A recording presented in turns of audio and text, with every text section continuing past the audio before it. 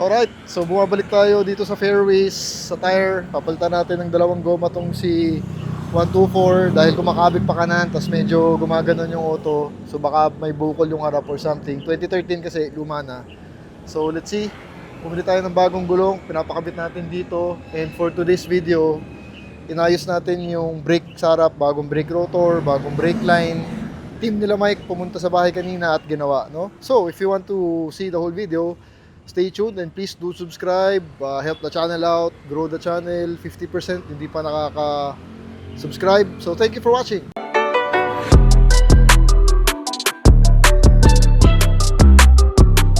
Good morning. Welcome to another Benz video.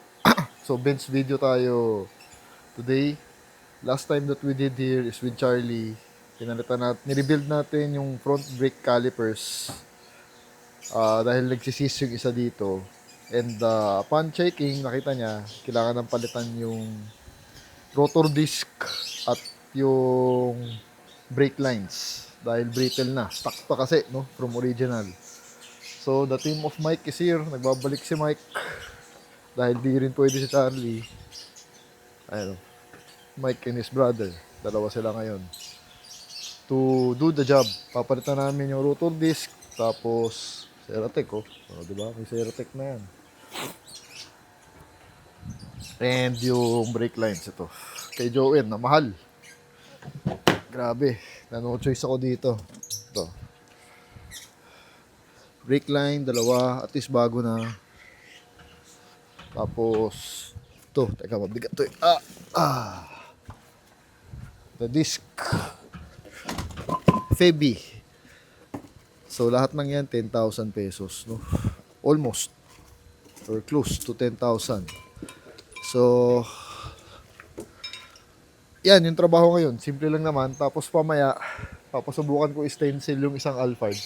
Pakita ko sa inyo mamaya. Dahil kailangan ko ayusin yung papel at lost ORCR. So, kailangan stencil yun. Tapos, abid-abid of loss para makapag-reprint ka. And mamaya also later, since malakas ang kabig nito, kumakabig pa kanan, hindi nakuha sa rebuild ng brake. So I'm guessing, siguro oblong na yung gulong natin, no? Dahil this is 2013. So punta tayo Fairways, kay Tatay Francis mamaya. Papalitan ko yung gulong na harap. I'm hoping yun yung case. Kung hindi, di alignment muna. Kung hindi pa rin, baka mamaya shocks na. This is the Alphard 2013. First owned. Mukhang sariwa naman. Ngayon ko lang nakita ito eh. Toyo tires po. Lahat Toyo tires ah.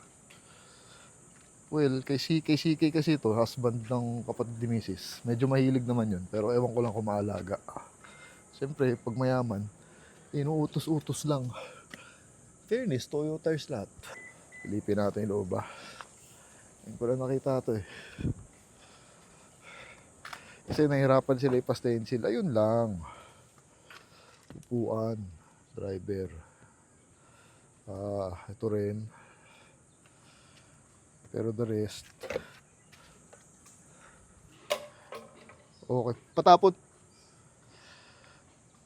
Okay naman. Tira natin. Start natin. Nag-start naman. Pinaiwan ko dito para matesting ko rin. Kasi ibebenta na rin, no? So, ibebenta na rin ng mura to. Below market value. Siyempre, para mabilis, di ba? Malamig naman ang aircon. Malamig naman ang aircon. Malamig naman normally yan eh. Ito rin, no? Sakit ng mga Toyota talaga, eh. Parang Altis. Nagsisimula na. Madumi lang yung interior, tapos yung likod nakatupi, but generally speaking parang okay naman. Ikot natin mamaya. So itong Benz na to, no, halos bago na lahat ng brakes nito. Pinalitan na namin yung micro rotor disc niyan, bagong pads ulit. Charlie naman last week. Tapos yung brake line bago din dito. Ngayon harap naman bago na. Di rin humihinto, ano? Again, ganun talaga pag luma. Lahat eventually papalitan mo. Ako nga mas gusto ko brand new eh, para at least kampante ka. So, ito siguro mabilis lang. Sira na raw eh. Tapos pinalitan namin yung brake pads yan bago. Ito, baka oblong kasi. Hindi ko lang alam paano mo mati-check kung oblong eh. Sa ikot. No? Hindi ko alam paano mo mati-check kasi ito kung oblong to o hindi eh. Hindi kasi makikita yan eh. Wala namang bukol. Pero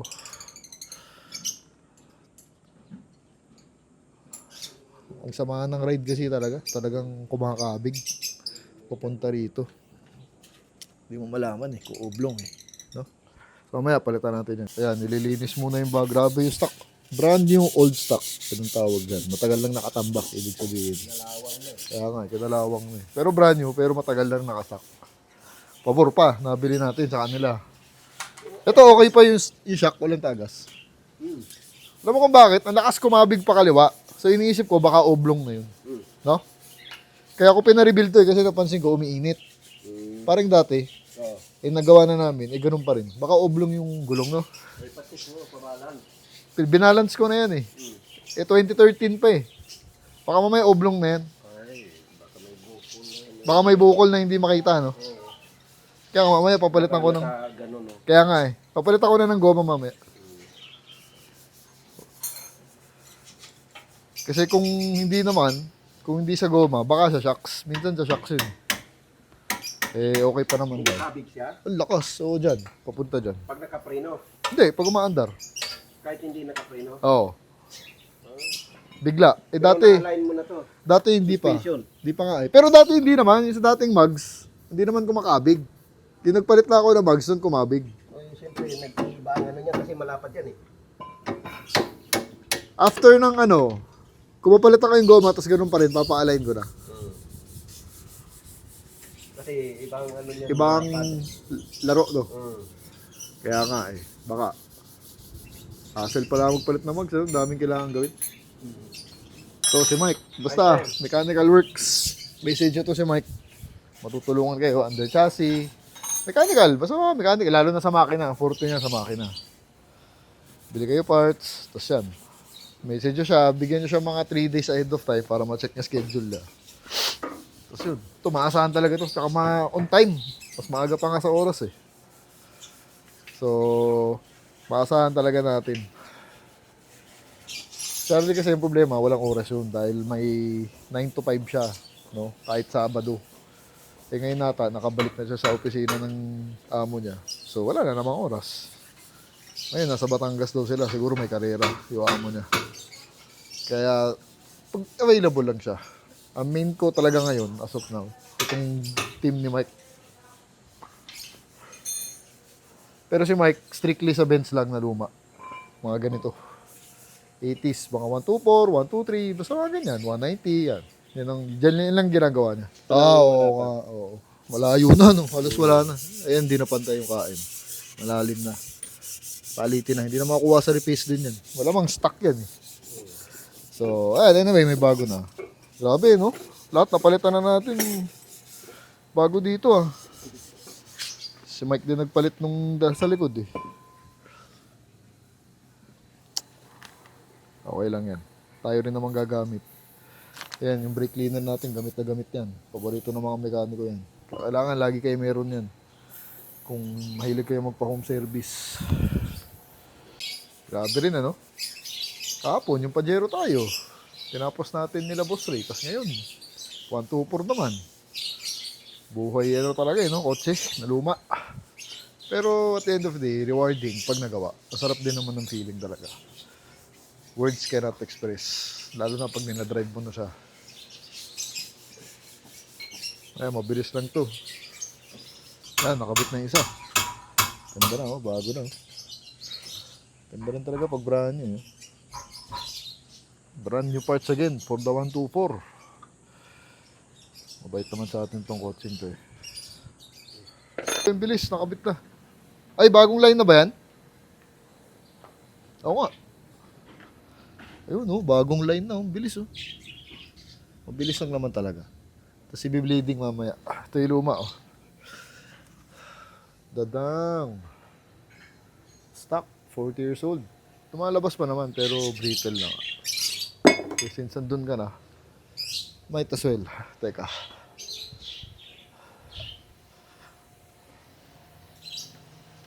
Yan. Yun, oh, pati ito, oh. Mabit na pala, eh.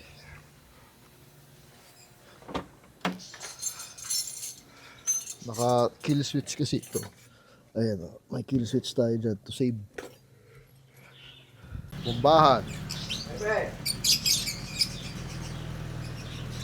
Bomba.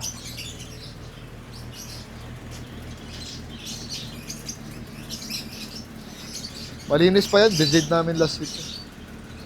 Siyempre. Ganda, oh. Bago. Ang ina, puro bago. Bomba. So, testing natin itong si Alphard, no? Okay naman, may konting kalampag. Malamig naman aircon. Alphard naman siya, eh, oh. Mas maganda yung wood, yung ano niya, yung color.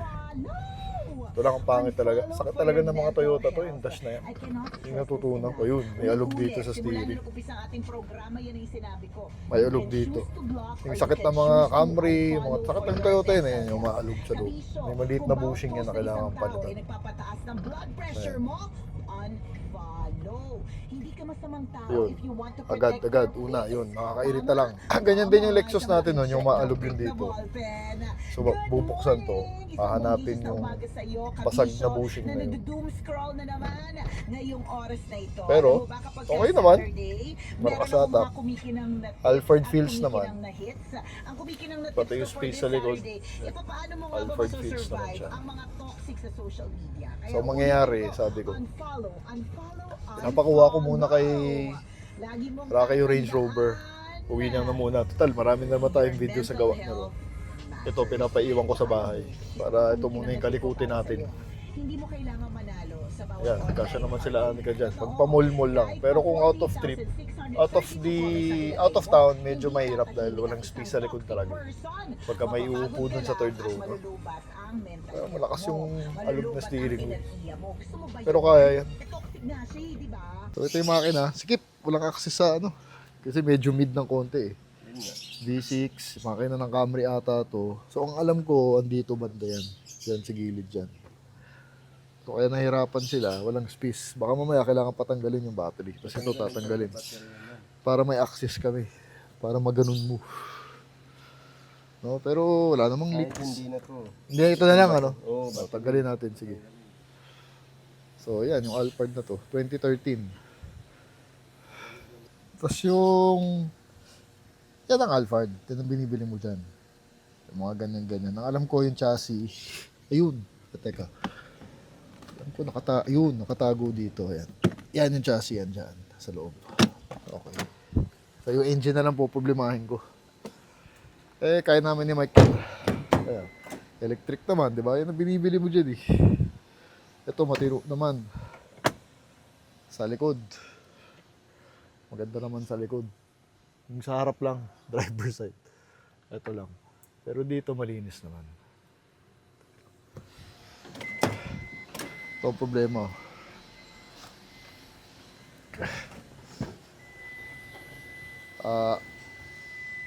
Hindi siya auto. Pero ito yung likod. So pag ginamit mo to, kung may umupo dyan, yung space mo dito, ito na lang. Yun yung reklamo ni Mrs. eh. Sabi ko nga kay Mrs., ito kunin natin. Pero ayaw niya kasi yung space dito wala. Dahil uupo dito yung yaya, yung bunso nandito, yung isang yaya na andun. So ang pwedeng gawin, kaso hindi rin eh. Kasi may child seat, di ba? So dito yung child seat. So kailangan umupo ng yaya dito. Wala ka talagang space dito lang. Kaya wala. Pang ano lang, city, mall. Pero bigger than an SUV. Ito may mga dumi. Kailangan i-interior detailing. Pero still an Alphard. Hindi na nag-auto. Ko alam ko auto yan eh. Ito rin. Alis. Yun talaga eh. Kasi mayaman yung may-ari. So, alam yung mga people mayaman, yung walang pakialam. Basta kung masira, tsaka papagawa. Parang ganun. Pero overall, okay naman. From what I can see here. Pero gwapo rin eh. Ayan, nabak na. Hindi, palamagin na muna natin. Ayun o, hindi ano yan, nandun doon sa ilalim. Ayun o. So, sa ilalim ko kunin. Oo, ayaw ko kung madudukot doon. May tambutso eh. Hindi, palamigin muna natin. Ayan, ayan nga. Andun. Kailangan Kita malamig na natin. malamig. Oo. Tayo natin. So, tapos na, no? Tapos na yung boys natin sa Vince. Bilis lang. Dito 9, ano ba, 11 pa lang. Natapos na natin. Eh, pagkabisado kasi nila, mabili na. Everything else madali na. So, dito na kami sa Alphard. Nahanap na namin yung number sa engine. Medyo challenging nga dahil masikip. Tapos nasa medyo ilalim na gitna. So, wala kang access. Eh, mamaya, pag-isipan nila Mike kung paano nila gawin. Siguro isa sa ilalim, taga-hawak na papel, isang taga-kuskus. Tapos kailangan mahaba yung ano mo, pencil, no? So palamigin lang namin yung makina nito para hindi mainit. Binaklasan namin. Improvise. Tingnan natin, ha? Kaya yan. If there's a will, there's a way. Kasi yan, habang bukas, kita nyo sariwa pa. Walang tulo. Walang leaks. Wala. Ayun, at least medyo 1748686 yung size lang sa dulo. surat na lang. Taon na lang magawa nyo. Nahirap sa stencil eh. Kaya alam mo yung iba, lalo na pag European, dinadala pang kasa. Tapos babaklasin. Alam mo magkano yung singil? 8,000. Sa yung Benz. Benz din. Na 212. Oo. Ay di. To GLA pala. B6 yun. Oh, GLA. Dadala pa ng kasa. Sa likod ang ano nun. Grabe sabi ko. Sa likod. Tiyagaan lang naman. May YouTube naman kasi. Kailangan mo lang malaman saan eh. Sa likod yun. Basta B6. Kaya nga eh. Pero ito harap ah. Likod ba? Eh, ano naman to eh. Toyota. Kaya bagay Toyota eh. Okay no? So tapos na tayo. Na-stencil na natin yung Alphard. Ito kasi mas mabenta. 2020 up. Pogo unit. Pero ako to be honest, medyo di ko trip ang harap ng Pogo unit. Tsaka masyadong na-associate sa Pogo eh. Pero yung generation before nito, mas gusto ko yung harap. Pero mas gusto ko likod nito. Ayoko na likod nun. No, tapos na. So siguro may time pa. Palitan na natin yung goma since na-order naman na natin. Takbo tayo kay Fairways. Lunchtime, 12, no? Ligo lang tayo. Right, so 1 o'clock. Mag-1. Takbo na tayo dun sa kay Boss Francis. Palitan natin yung goma nung harap. So hopefully, tumino yung takbo. I mean, hindi na humatak masyado, no? Init. Grabe, sobrang init. Tindi ng init. Brand new rotor brakes, pads, brake line. Yan, dito sa 124 natin. Pero hindi si Mike talagang ano, ang bilis gumawa, tsaka malinis. Very professional talaga. Malinis ang magkakabit niya. Tuwa ako. At madali magpa-schedule. Ayun, lakas ng brake natin ngayon. Ganda ng brake natin. Tindi lang ng araw. Sobra. Talagang it's the end of May. So pabagyan na kasi pa rainy season na. Kaya ito yung muling buga niya. Kaya naman ng aircon, pero mas malamig yan pagka hindi nabilad. Pag nabilad, medyo nahirapan eh. Kasi yung compressor natin, stuck pa yan. No? Gusto ko rin palitan ng compressor nito para swabing-swabe talaga yung aircon. Pati yung condenser. Yan na lang ang hindi pa napapalitan dyan. Yung compressor and yung condenser. So this year, gusto ko palitan this year. Para anytime, pwede ko siyang gamitin. Yung alam kong kakayanin niya yung init. No? Kasi pag ganito yan, medyo mahina eh. Gusto niya tumatakbo. So that means, baka yung piston hindi na kaya. No? Sama ng takbo, talagang gumaganon siya. Ganda ng kapit ng brake. Walang sayad. Diretsong-diretso. Talagang yung kabig na lang lumalaban, tapos gumagano yung kotse. Gumagano. Nararamdaman. So, baka nga oblong talaga. No? Malalaman natin pag nilagay natin yung bagong goma. Tapos, for our peace of mind, ipa-align na rin natin. Pero not today. Some other time. Traffic. Kasi 5. Hindi kinakaya ng aircon. Ang init. Lumalamig yan paghapon. So that means nga, yung compressor natin, medyo hirap na sa bomba. No? Kailangan talaga natin palitan. And I also want, para since lahat naman, pinalitan na natin dito, hindi might as well, di ba? Kung isang paa mo, lubog na, ilubog mo na pati yung isa. So ito talaga sa gumaganon, lumalaban. Kailangan nawakan mo. Tapos gumaganon siya, nararamdaman. So sana, I'm hoping, malaki yung pagbabago pag napalitan na natin ng goma. Brand new. Harap muna. Dahil syempre, tsaka na yung budget sa likod. No? Daming gastos. Yung Pajero, may mga gagawin pa dun. Eh. And yung Alphard na dumating kanina, medyo ibigyan ko na konting TLC. Gagamitin ko muna sandali. No? Habang inaayos ko yung papel mo. Irin Pasig. Ganda na rin talaga ng Pasig eh. No? Ito mga eskinita. Kahit masikip, malinis. Puro one way. So nasa looban tayo ng Pasig. Talagang tong si 124 matino na. Kanina traffic, mabad sa init. Although yung aircon mahina, hindi na kaya yung ganitong init. Pero you can really drive already nang hindi ka kakabahan. Minsan konti, tumataas yung temp, pero hanggang naman yan, 90 yan. Okay yan. So ngayon, stable sa baba. Sa gitna. Diba? 40-year-old, pero pwede mo nang gamitin. Kahit paano, napatino na rin natin to, no? With all those hard work, with all those money, the budget, kahit pa paano, unti-unti. Di araw, alauna pa lang, the worst time, no? Here in Fairways, wala si Tatay Francis, pero andyan naman na yung dalawang goma natin. Dalawa muna sa harap, so para check natin, no? Kung mawala or mawala man lang yung alog. Let's see where it goes.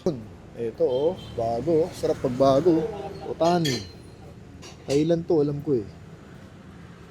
Tama. Thailand. At least, diba, hindi China. So ito yung kakabit natin. 215, 45, 17. Kasi babalance na rin nila. Ngayon, dalawa sila. So mabilis-bilis lang yan. Actually, isa sa pinakamahal yung magpalit ng goma, no? Pero minsan-minsan lang naman yan. Kasi 5 years yan. Depende sa gamit mo. Ito, maganda rin yung thread nyo. Ito. Tapos may flag and everything. 4,000 lang. 4,000 isa. 45, 17, 215. So next time yung likod naman. Dami kasing gasto, sabay-sabay. Tapos yung Alphard, bilang ko pa ng dash cover. Then yung Pajero, yung leak pa. Diba? Papagawa ko pa yung leak ng transmission nun. Ito, ang dami pa rin. Engine support, mga pang ilalim, sa likod, harap. You know, it doesn't end actually pag may project car ka. So, pero ako naman kasi, ito yung ginagawa ko talaga pag weekend. So, I don't mind, you know.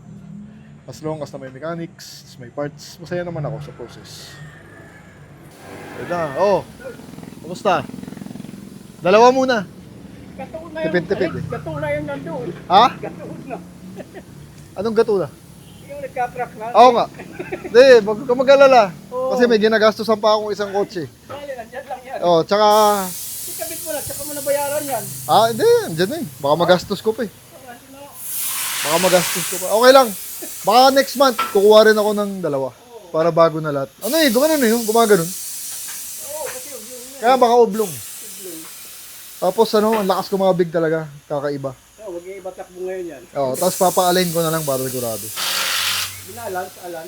Hindi, mabalance pa. Binalance na namin last yung huli. Wala rin, ano? Wala rin. Yung hawak din ni Tatay Francis Otani, may rim protector. Oo, yan. Tsaka Thailand eh, no? Ayan, nakalubog. Tsaka maganda naman yung itsura yun.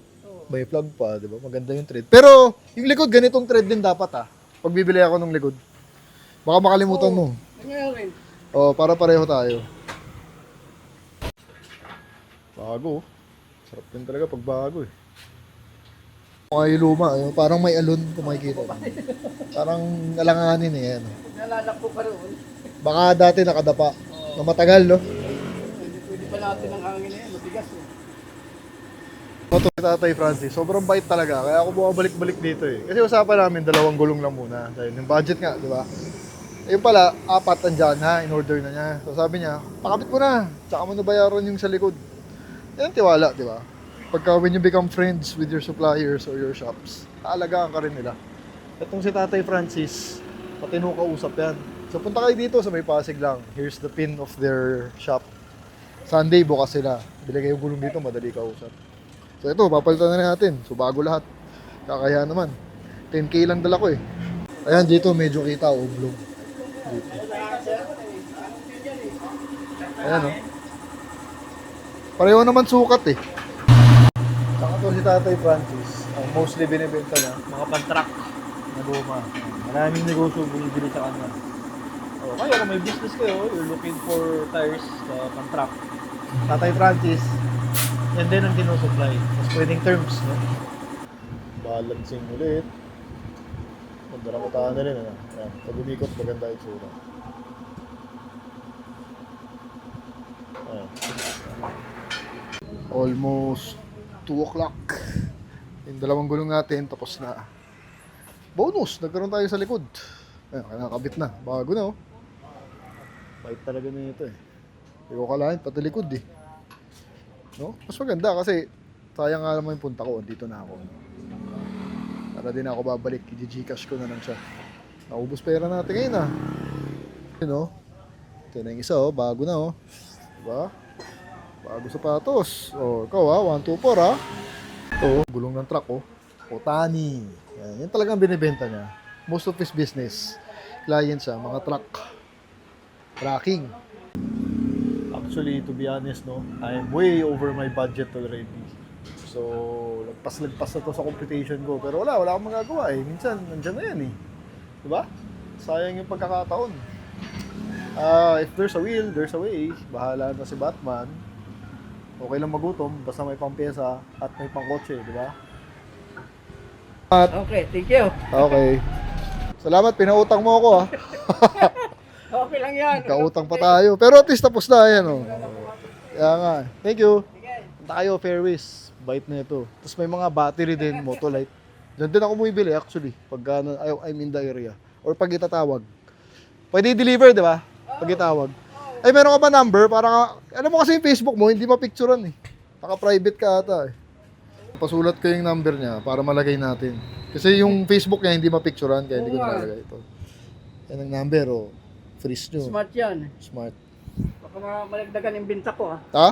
Oo, malay mo. Marami naman tayo taga ditong subscriber within the area. Kasi nga, madali ka usap. Tsaka maganda gamit niya, hinahabol ko. And yung brand, Otani. Ayan. Kita nyo naman, suki na tayo dito. Sige. Bye-bye. Hello, ingat. Thank you. Thank you sa pautang.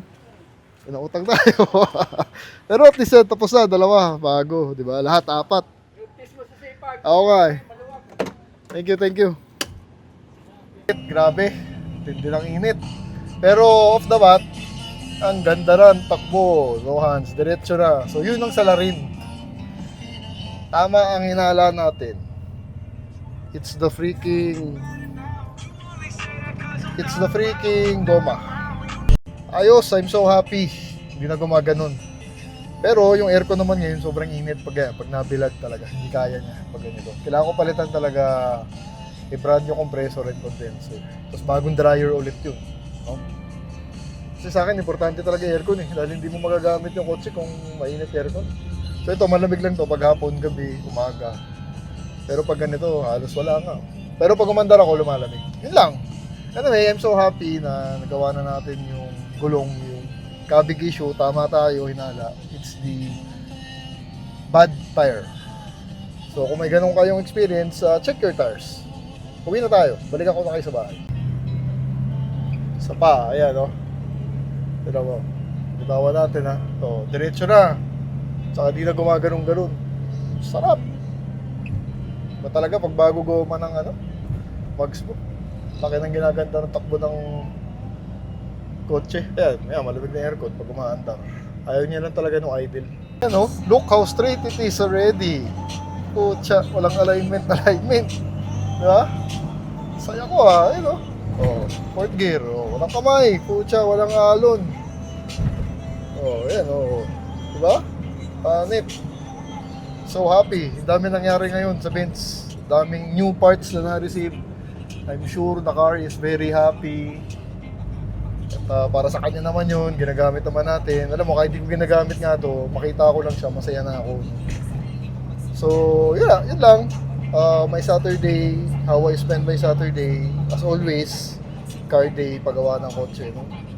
So, kakauwi lang natin. That's the video for you. Dami natin ginawa ngayon sa 124 na to. Ang daming bagong pyesa. Di ko kalaing pati goma 4 magagawa natin today. Bagong rotor, bagong brake line sa harap. Last week, bagong brake lining, bagong rear pads. So, technically, bago lahat ng brakes dito. So, the build continues. Never ever stopping build. You know, for the 124 and the Pajero. Yan pa, no? So, ganoon talaga. Pag buhay kotse, buhay project car. Gastusan, technique, huwag nyo i-compute, huwag nyo i-total, no? So, that's the video for today. Hope you enjoyed today's video. Thank you for watching. Please do subscribe. If hindi ka pa naka-subscribe, help me out. It's free. Thank you. Two different levels, I cannot relate.